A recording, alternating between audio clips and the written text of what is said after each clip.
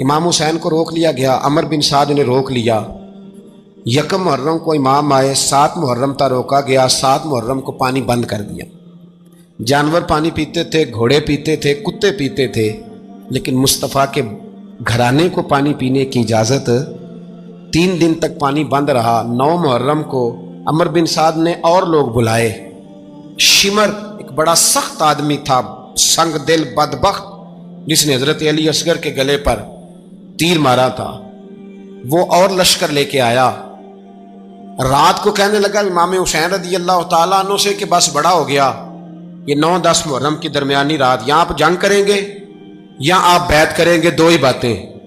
امام حسین اندر گئے، سیدہ زینب سے مشورہ کیا، باہر آئے، فرمایا بات وہی ہے جو پہلے دن والی ہے۔ او بھائی، بچے ساتھ ہو، صحرا کا علاقہ ہو، تپتی ہوئی ریت ہو، اتنے کٹھن اور سخت حالات، چاروں جانب موت ہی موت، دور دور تک اپنوں کا نام و نشان کوئی نہیں، اور اکیلے فیصلہ کرنے والے امام حسین، باقی سارے بچے ہیں یا عورتیں، سارے بڑے اکیلے۔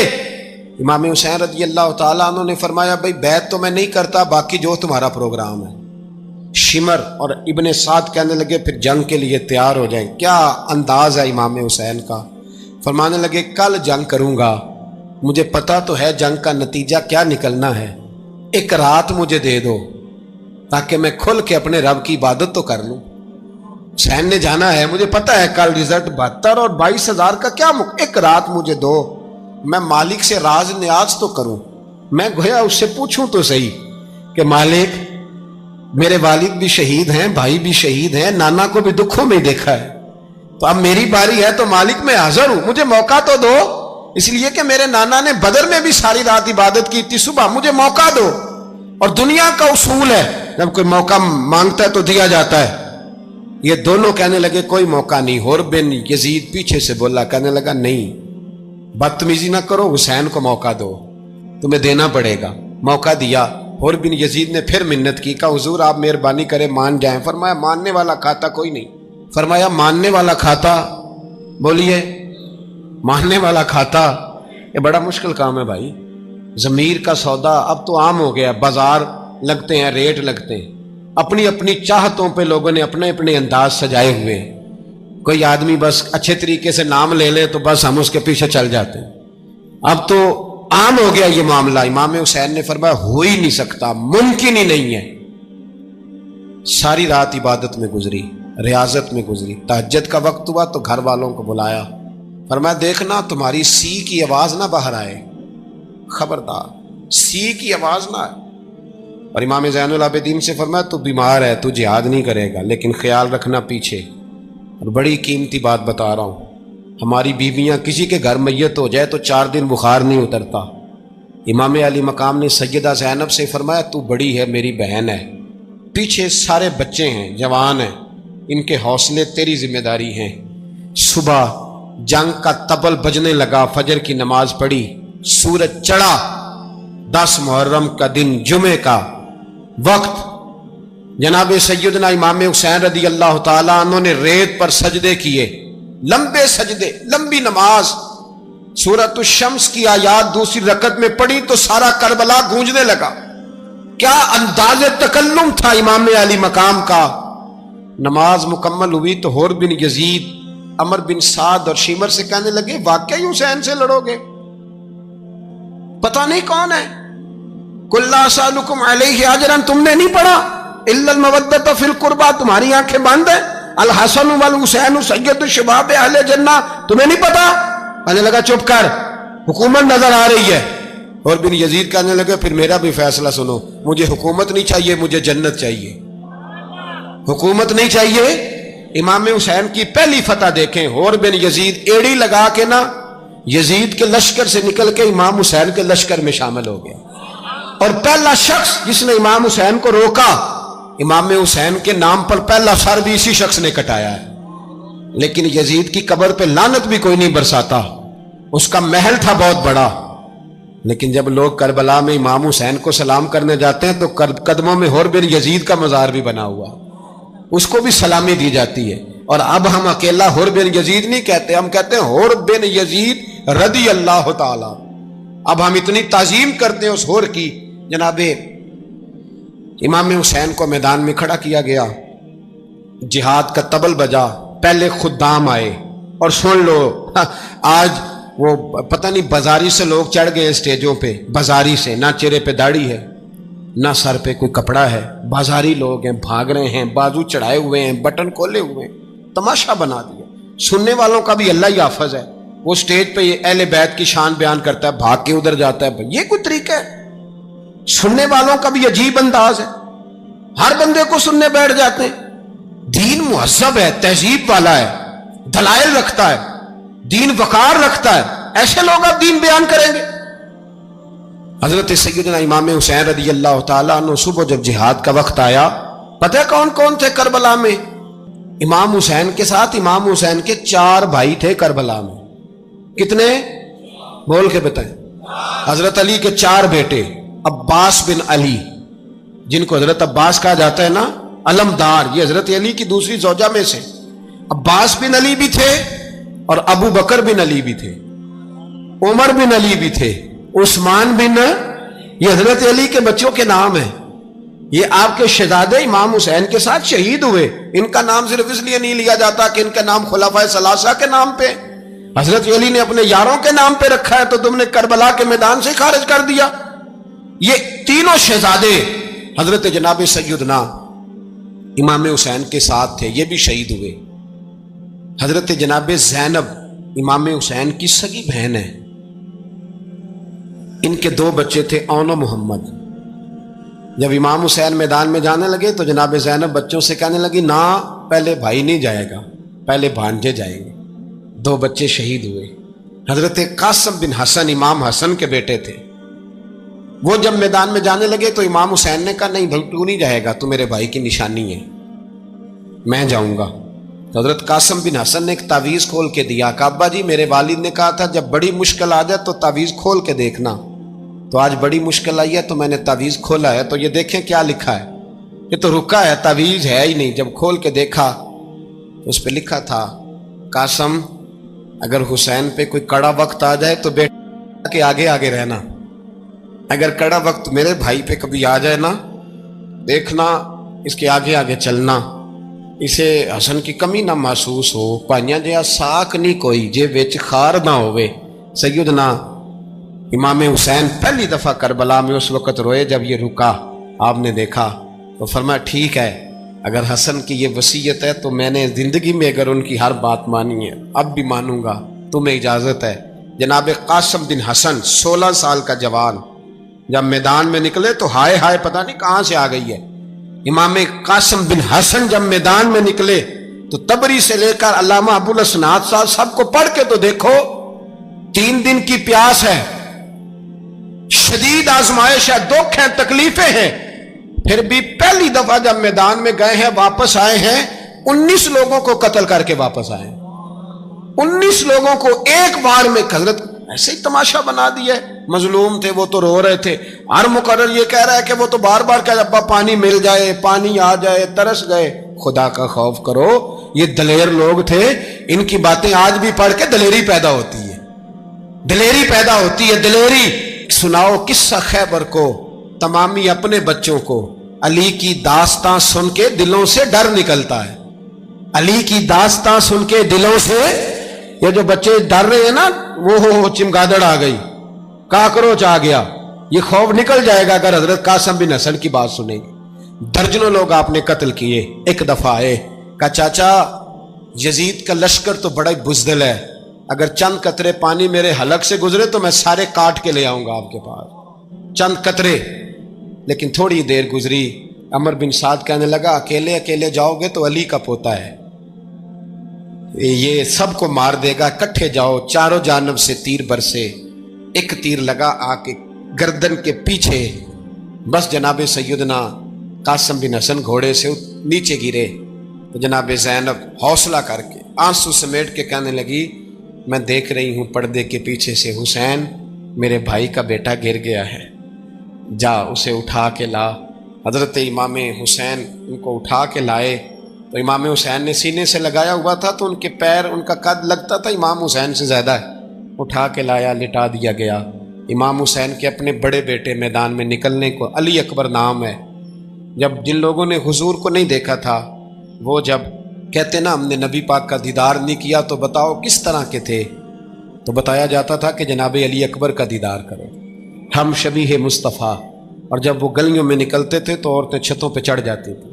جناب علی اکبر رضی اللہ تعالیٰ عنہ تلوار لے کے میدان میں نکلے، جوان بیٹے دینے بڑے مشکل۔ او یارو رٹا کیا ہے یہ تو بتاؤ، کہ ظالم آدمی حکمران ہے یار، یہ رٹا ہے، ایک ظالم کا رستہ روکنا ہے، اس رٹے کے لیے ہم شبیہ مصطفیٰ جناب سیدنا امام علی اکبر میدان میں نکلے، بڑے لوگ مارے، بڑے، پھر ایک تیر ان کے بھی گلے میں لگا، اور جب وہ گرے نا زمین پہ تو حضرت امام حسین دوڑ کے آئے، دوڑ کے، اور جب تشریف لائے تو ان کے گلے سے تیر کھینچا تو ایک جملہ لکھا ہے صاحب تبری نے، اس نے حد کر دی، کہنے لگے تیر کھینچا تو امام حسین کی آنکھوں میں آنسو آئے، کہنے لگے کاش جناب ابراہیم آج میرے سامنے ہوتے تو میں انہیں کہتا کہ آپ نے تو بیٹا ذبح کرتے وقت آنکھوں پہ پٹی باندھی تھی، دیکھو میں کھلی آنکھوں سے بچے ذبح کر رہا ہوں، کھلی آنکھوں، کاش جناب ابراہیم خلیل ہوتے تو انہیں کہتا۔ جناب علی اکبر بھی شہید ہوئے۔ حضرت علی اصغر کو تو اچانک اٹھایا تھا امام حسین، باہر نکلے تو گردن پہ تیر لگا تو 6 مہینے کا بچہ وہ بھی شہید ہوا، خون اچھالا آسمان کی طرف تو کہا مولا دیکھ لے، میں نے 6 مہینے والا بھی نہیں بچایا، وہ بھی دے دیا ہے۔ پھر حضرت عباس کو بیٹیوں نے کہا کہ اب نہ، کچھ کہتے ہیں پہلے شہید ہوئے، کچھ نے لکھا بعد میں، اب ہم سے پانی کے بغیر نہیں رہا جاتا، تو جناب عباس پانی کا مشکیزہ لے کے نکلے، باہر نکلے، ایک ہاتھ کٹا، دوسرے پہ مشکیزہ وہ بھی کٹا۔ دیکھ لو میں پس منظر پہ ہوں ابھی تک، میں بتا رہا ہوں کہ جہاد کس کے خلاف تھا؟ ظالم حکمران کے خلاف، ظالم کافر کے خلاف نہیں، مشرک کے خلاف نہیں۔ حضرت امام حسین رضی اللہ تعالیٰ عنہ نے ہر جگہ ایک ہی بات کی کہ یزید شرابی ہے تو بچے کٹوا دوں گا، شرابی کو ووٹ، یہ ایک نہیں، ہر کتاب میں یہی لکھا، ہر کتاب میں، اور ہر مسلک کی کتاب۔ یزید چونکہ مجرے دیکھتا ہے، رنڈیوں کا ناچ دیکھتا ہے، بچے کٹوا دوں گا، اس کے ہاتھ میں ہاتھ۔ امام حسین نے فرمایا چونکہ اللہ کی حدوں کو توڑتا ہے، حقوق اللہ پامال کرتا ہے، حدود اللہ، بچے کٹوا دوں گا لیکن اس کے ہاتھ میں ہاتھ۔ سارا دن خود مجرا دیکھنا اور 10 محرم کو 2 دیگیں پکا کے حسینی بن جانا، سارا سال خود گند مند کرنا، شرابیوں کے ساتھ رہنا، اور 10 محرم کو 2 آنسو بہا کے یاد رکھنا۔ میں ہمیشہ کہتا ہوں، پھر کہہ رہا ہوں، جس کے موبائل میں گندے گانے ہیں، گند دیکھتا ہے، شرابی کبابی کا سپورٹر ہے، ووٹر ہے، یا مجرے دیکھتا ہے، آتا جاتا ہے، وہ یاد رکھے قیامت میں امام حسین کا ہاتھ ہوگا، اس کا گریبان ہوگا۔ ہم سے نہ رقم ہوں گے قصیدے یزید کے، ہم لوگ تو حسین کے سیرت نگار۔ حضرت عباس بازو کٹا، پھر پانی تو بھر لیا تھا، لا نہ سکے، پھر گردن کٹی تو شہید ہوئے۔ بچوں کی بھی شہادت ہوئی، پر جب ان کا لاشا اٹھایا تو امام حسین کہنے لگے مولا اب نہ حسین کی کمر کمزور ہو گئی ہے، اب کمزور ہو، اور بھائی ایک میت ہو جائے تو 4-5 دن تو پوری آنکھیں نہیں کھلتی، کیسا جری خاندان ہے۔ تھوڑی دیر گزری تو امام علی مقام نے پٹکا باندھا، سر پہ دستار باندھی، مولا علی کی تلوار پکڑی، نبی پاک کا امامہ باندھا، اور گھوڑے پہ سوار ہوئے تو کہنے لگے زینب گھر تیرے حوالے اور میں اللہ کے حوالے، گھر تیرے حوالے اور میں۔ اور پھر امام حسین نکلے، امام علی مقام نکلے۔ راوی کہتے ہیں کہ یہ جلوہ پہلے بھی بڑے سونے تھے، پر آج جو رنگ دیکھا وہ کبھی نہیں دیکھا۔ کیا انداز تھا، جدھر جاتے نعرہ لگاتے تو حد ہو جاتا۔ اتنے لوگ امام حسین نے کاٹے، اتنے کاٹے، پھر واپس پلٹ کے آئے اور کہنے لگے زینب ذرا پردے کے پیچھے سے دیکھ تو صحیح میری بہن، ان بزدلوں کو جرت ہی نہیں ہو رہی حسین کے مقابلے میں آنے، ایک دوسرے کو دھکا دیتے، تو جا تو جا، پھر اکٹھے وار ہوئے۔ یہ کون ہے کٹا ہوا، لباس ہے پھٹا ہوا، یہ بال یقین حسین ہے، نبی کا نور عین ہے۔ پھر چاروں جانب سے تیر برسے تو امام علی مقام چونکہ نماز کا وقت ہو گیا تھا، اترے گھوڑے سے، خون بہ رہا تھا، گرم ترین ریت سے تیمم کیا، سر سجدے میں رکھا، اور جب شیمر آپ کی گردن کاٹنے لگا تو کہنے لگے ٹھہر جا ذرا رب سے ایک بات کر لینے دے. اور پھر بولے امام حسین, کہنے لگے مالک تو اب بتا کہ حسین سے راضی ہے کہ ناراض ہے, تو بتا.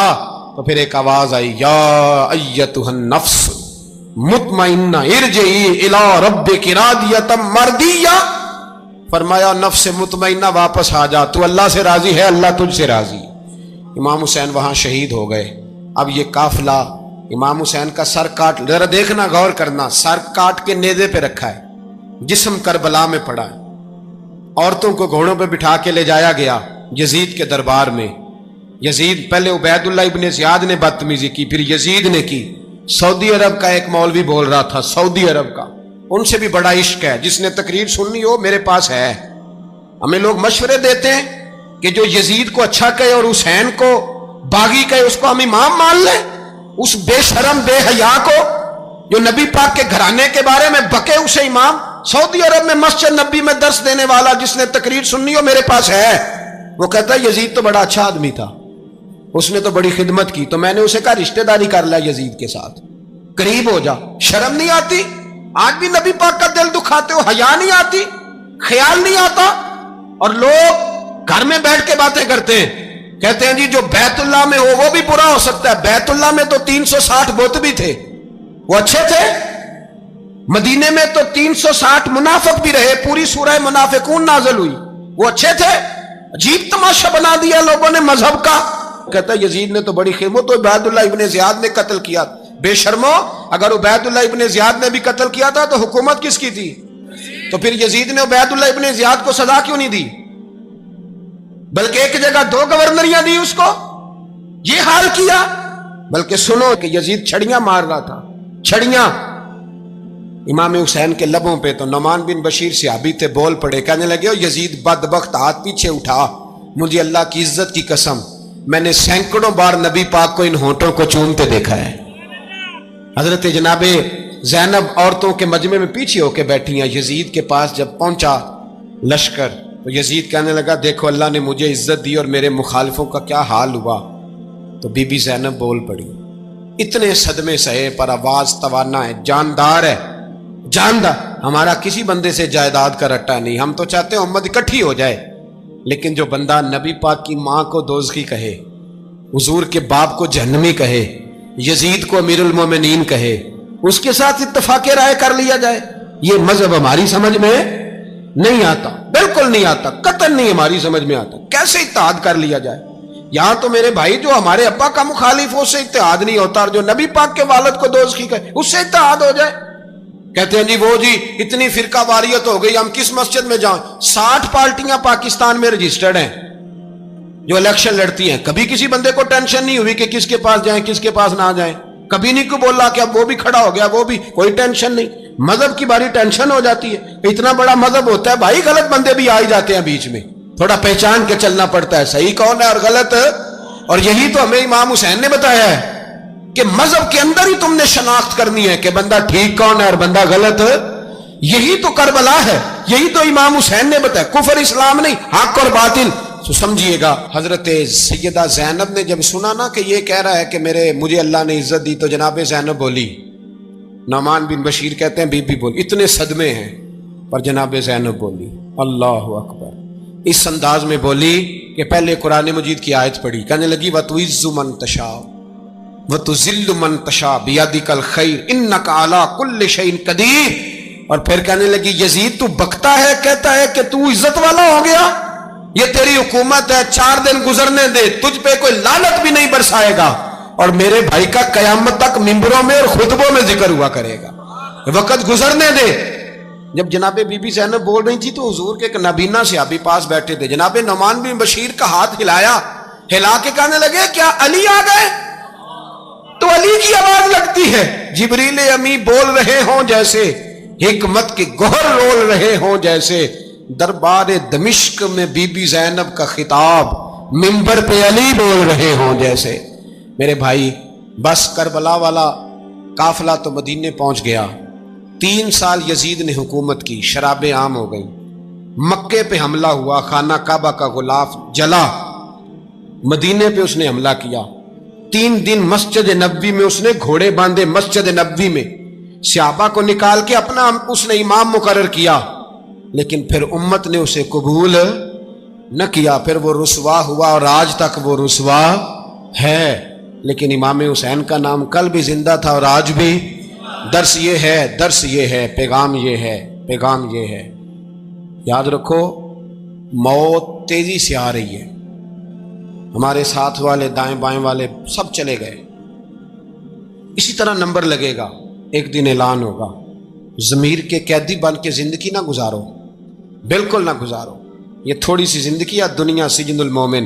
حق بات کرو، حق پہ ڈٹنا سیکھو، دین سمجھو، خبردار رسول پاک صلی اللہ علیہ وسلم کے دین میں ظالم، جابر، فاسق، فاجر کی کوئی گنجائش قطعاً نہیں ہے۔ اپنے آپ کو سمیٹو، اپنے آپ کو سنبھالو، دین میں اپنا کردار ادا کرنے کی کوشش کرو۔ دین طلب کرتا ہے ہم سے کہ ہم نے دین کو کیا دیا ہے۔ امام حسین نے سارا گھرانہ دین کے لیے دے دیا۔ ہمارا جو بچہ کسی کام کا نہیں رہتا اسے مدرسے داخل کراتے۔ ہم نے دین اتنا کمزور کر دیا ہے کہ عالم اگر شور نہ کریں، زور نہ کریں، گھٹن والا ماحول ہو گیا، مذہب کی پوزیشن کمزور کر دی۔ اب جہاں تک اس بات کا تعلق ہے جی فرقے ہو گئے، تو میرے بھائی یہ کوئی اتنی خطرناک بات، یہ کوئی اتنا مشکل معاملہ نہیں ہے۔ یہ تو امام حسین نے بتا دیا تھا کہ یزید کے طور پر ایک غلط فرقہ کھڑا ہو گیا ہے، لہذا اس کا مقابلہ کرنا ہے، اس میں کوئی بری بات ہے؟ لیکن ایک سبق ہے بزرگوں کا کہ اگر سچی بات بھی نہیں کرنی تو پھر اس منبر کا حق ادا نہیں ہوتا۔ جو سچ بولے وہ حسینی ہے، جو ظالم کے سامنے کھڑا ہو جائے وہ حسینی ہے، جو مصلحت کوش ہو، جو کہے ٹائم نہیں، گراؤنڈ ریالٹی نہیں، حالات نہیں، طبیعت نہیں، موقع نہیں، تو ابھی امام حسین کے پیغام کو نہیں سمجھا۔ میں بہت سارے بزرگوں کا نام اس لیے نہیں لیتا کہ لوگ ایسے نہ کہیں کہ کسی کا نام کیش کرایا جا رہا ہے، لیکن میں نے سارے مناقب پڑھے ہیں،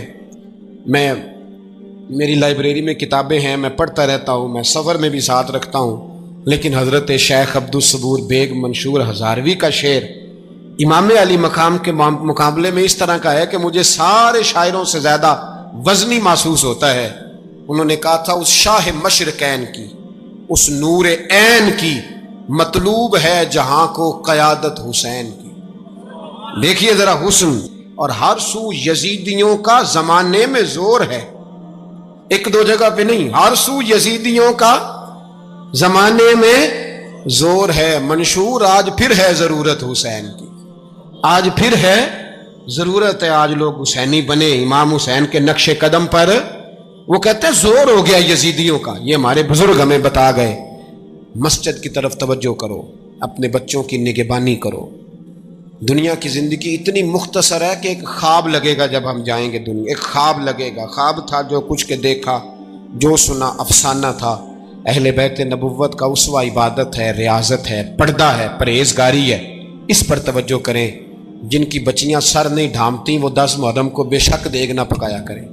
جو لوگ قرآن شریف پڑھنے کے عادی نہیں وہ بے شک امام علی مقام کا ذکر نہ کریں، اس لیے کہ امام حسین نے سر سجدے میں کٹایا ہے اور تلاوت نیزے کی نوک پہ بھی جاری رکھی ہے۔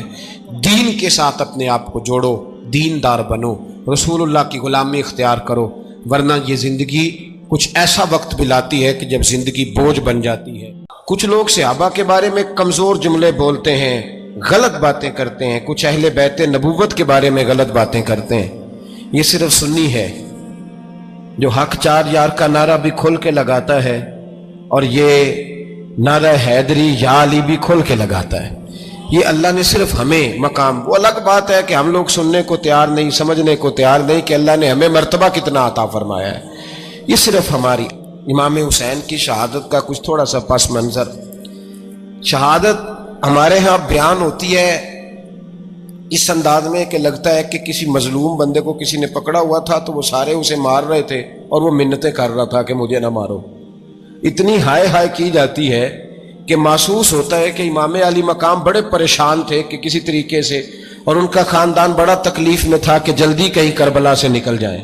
حالانکہ اس دھرتی پہ، اس کائنات پہ صبر، شجاعت، استقامت اور حوصلہ جس سے کائنات سیکھے گی وہ صرف امام حسین ہی ہے۔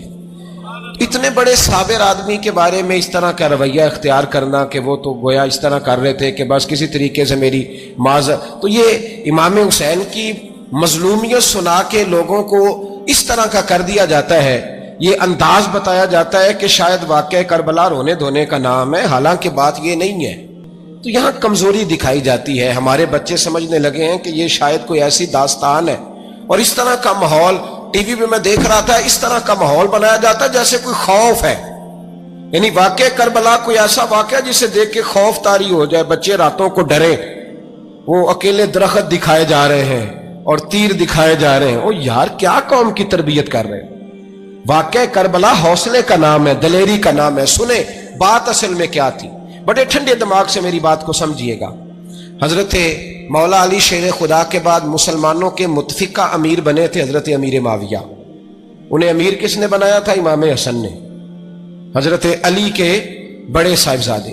حضرت امام حسن نے ان سے صلح کی، انہیں خلافت دی، اور صحیح بخاری میں نبی پاک نے فرمایا تھا میرا بیٹا حسن سردار ہے، جب مسلمانوں کی جماعتوں میں لہو بہہ جائے گا تو حسن ان کی صلح کرا دے گا۔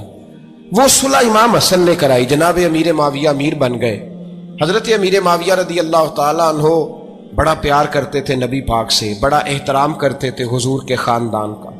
ان کی جو اجتہادی خطائیں ہیں وہ اپنی جگہ پہ موجود ہیں، چونکہ امام حسن نے ان سے صلح کر لی، لہذا ہم بھی ان کے بارے میں کوئی جملہ کہنے کے مجاز، ہماری مجبوری امام حسن ہے، اس لیے کہ جسے امام حسن صحیح کہے پھر امام حسن کے ماننے والے کو اسے غلط نہیں کہنا چاہیے۔ حضرت امیر معاویہ رضی اللہ تعالیٰ عنہ کا جب وصال ہوا تو حضرت امام حسن پہلے ہی ان سے وصال کر گئے، آپ کو زہر دے دیا گیا، آپ شہید ہو گئے۔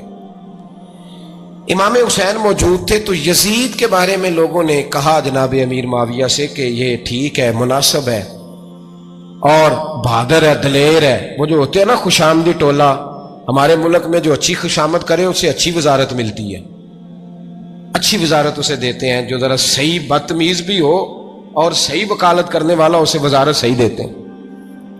تو حضرت امیر معاویہ کے گرد بھی کچھ ایسے لوگ تھے، انہوں نے آپ سے کہا کہ یزید کو نامزد کر دیں، تو آپ نے یزید کو بلایا، حوالہ مجھ سے دیکھ لیجئے گا، بلا کے فرمایا کہ 3 بندوں کے سامنے اپنی خلافت پیش کرنا، اگر وہ تجھے مان جائیں تو امیر بن جانا، نہ مانے تو چپ کر کے گھر بیٹھ جانا۔ وہ 3 بندے کون ہیں؟ جناب عبداللہ ابن عباس، حضرت عبداللہ بن زبیر، اور امام حسین رضی اللہ تعالیٰ عنہ۔ یہ وصیت فرمائی جناب امیر معاویہ۔ ہوا یہ کہ یزید جب امیر بنا نا، 2-3 چیزیں ہوتی ہیں جب کسی بندے کو قابو کرنا ہوتا ہے، 2-3 4-5 چیزیں ایسی ہوتی ہیں جس سے بندہ قابو آتا ہے۔ تو اس نے بھی فوری طور پہ، یزید نے دیکھا میرے لیے مسئلہ کیا بن سکتا ہے۔ ولید بن عتبہ اس وقت مدینے کا گورنر تھا، یزید نے اس کو خط لکھا کہ امیر عرب کا رواج آج بھی ہے کہ جب تک نئے خلیفہ کی بیعت نہیں ہو جاتی پرانے کے انتقال کی خبر ہی نہیں دیتے، اس کو رکھے رکھتے ہیں، یہ ان کا طریقہ ہے۔ وہ کہتے ہیں کہ ولی عہد اچھی طرح قبضہ کر لے پھر بتائیں گے۔ حضرت امیر معاویہ کا وصال ہو گیا، بتایا نہیں۔ یزید نے اب کیا کیا، چونکہ بڑا چلاک آدمی تھا، بڑا شاطر تھا، بڑا تیز تھا، بڑا عجیب اس کا مزاج تھا۔ یہ چلاک لوگ زندگی میں ہمیشہ دھوکہ کھاتے ہیں، چلاکیاں انسان کو گراتی ہیں، اور اتنا منہ چھیل جاتا ہے کہ منہ پہچانا ہی نہیں جاتا۔ بندہ اپنے آپ کو رب رسول کے حوالے کر دے تو اللہ بڑی بہترین جزائیں عطا کرتا ہے۔ یہ لوگ تیزی دکھاتے ہیں بعض، تو یزید بھی تیزی دکھانے والا تھا۔ اس نے ولید کو خط لکھا، کہنے لگا کہ فوری طور پہ عبداللہ ابن عباس کو بلاؤ اور اسے کہو میری بیعت کریں۔ یہ جو بیعت ہوتی تھی نا، یہ بھی سن لے کیا ہوتی تھی، یہ بیعت حلف ہوتا تھا، حلف کہ میں اللہ رسول کے نام پہ حلف دیتا ہوں کہ میں یزید کی اطاعت کروں گا، میں اس کے خلاف کوئی بغاوت نہیں کروں گا۔ یہ بیعت لوگ سمجھتے ہیں کہ بس ہاتھ پکڑنے کا نام بیعت تھا۔ اس بیعت کا متبادل جمہوری ملکوں کے اندر ووٹ آیا ہے، اس کا متبادل لفظ۔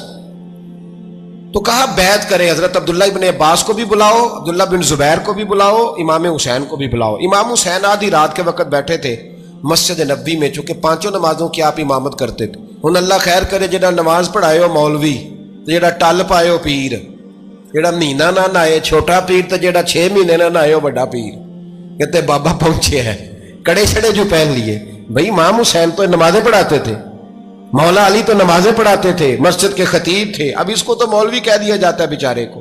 تو ملنگ کون ہوتا ہے جی؟ کہتے جڑا کپڑے کٹ پائے۔ کیا تماشا ہے، قوم جدھر دل کرتا ہے نکل جاتی ہے۔